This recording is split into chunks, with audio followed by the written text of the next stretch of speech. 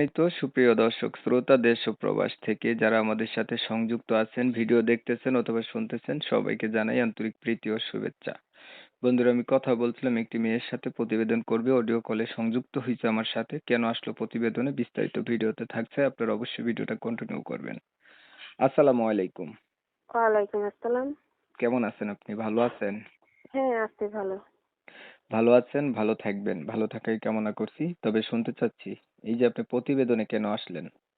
আইছিলাম ভালো একটা মনের মানুষ পাওয়ার জন্য, বিয়ের সাথে বসার জন্য আইছিলাম প্রতিবেদনে।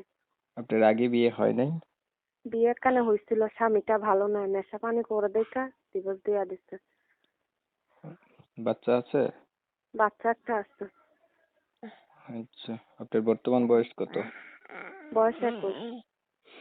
কি করেন আপনি? আমি বাসা বাড়িতে কাজ করি, অনেক কষ্ট করে খাই বাচ্চাটা নিয়ে। পরিবারে আছে কে কে? পরিবারে আম্মু আছে, আর কেউ নেই। আপনার বাবা নেই? না, বাবা নেই।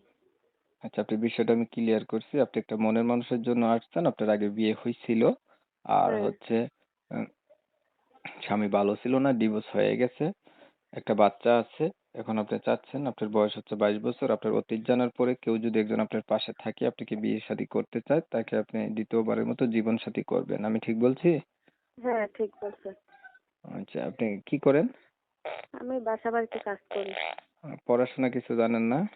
এই লেখাপড়া করছি অল্প, বেশি পড়তে পারিনি।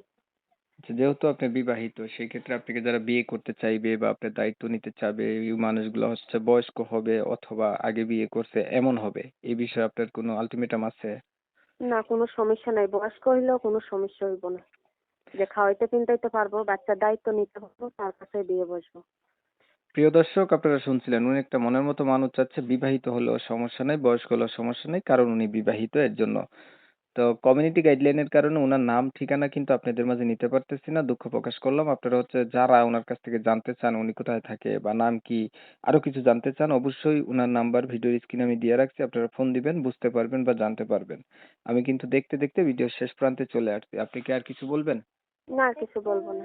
দর্শক শ্রোতা, উনার আর কিছু অবশ্যই বলার নাই। তো আপনারা যারা উনার ভিডিও দেখছেন, অসহায় মানুষের পাশে দাঁড়ানো সওয়াবের কাজ। যদি ভিডিওটা ভালো লেগে থাকে তাহলে উনার পাশে একটু কল দিয়া জানতে পারেন বা দেখতে পারেন।